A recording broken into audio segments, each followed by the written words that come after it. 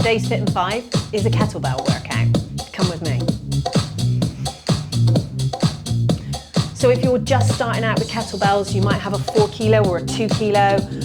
If you're a little bit more experienced, you might have a heavier one. I'm just going to show you with the light one so you can see what we're doing. So roll your shoulders back and down. Hold it by the horns. This is called the horns, okay? Let's set a little timer so as I don't run over. And we're going to start with our feet at least the same distance as the shoulders.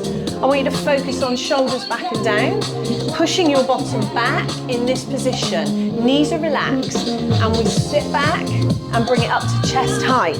I want you to brace the backs of your legs, brace your core, and let your hip drive do the work. So you're not dragging this up with your arms or your chest, you're powering with your hips. This is a kettlebell swing. This is going to get your heart rate up.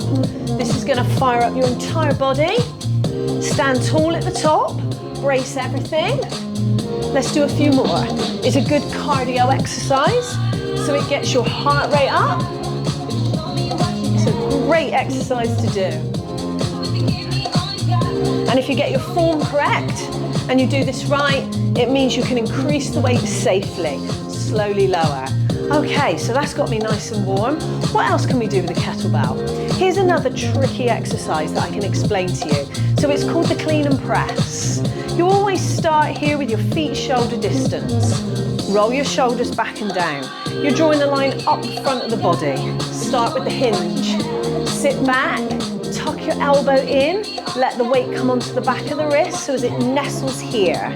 We go straight into a press. So it comes in, it rotates over, and you push back into that hinge. You tuck the elbow in, it rotates onto the back of the wrist, and you push up.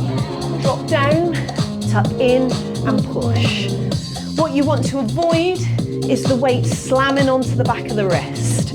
So you do this by tucking the elbow in and having it here before you get all the way up. So here, think of it like a bicep curl, and then it rolls onto the back of the wrist and you press. I'm going to do the other arm. Nice watches need to be turned around to avoid breaking the screen on your watch. So you tuck it in and you press. Keep it close to the front of the body.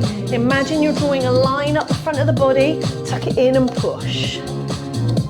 These are classic kettlebell moves. Clean and press, and the swing. A few more. So the hip drive is what's bringing the weight from here to here. So when you use a heavier weight, it feels much easier to do because you've got the right form. Well done. Okay, should we have one more kettlebell exercise? Let's do a windmill. So you're going to turn your foot out to the side, push your hip out, and your feet are in line, your heels are in line.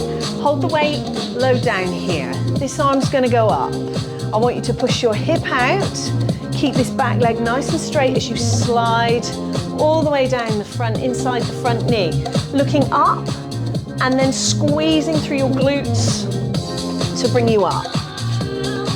Sliding down, hip goes out, we look up at the hand and we squeeze up. So you're working through the back of the leg, the bottom, and your obliques. Let's do the other side. Arm up, hip out. Slide and squeeze up. Now if you feel you need to bend the front knee to do this, you can, but try and keep this back leg nice and stable and almost locked out, but not quite at the knee joint. That's great. Coming up nice and slowly. And there you go, that's 3 kettlebells exercises explained. Hope that was helpful to you. Enjoy.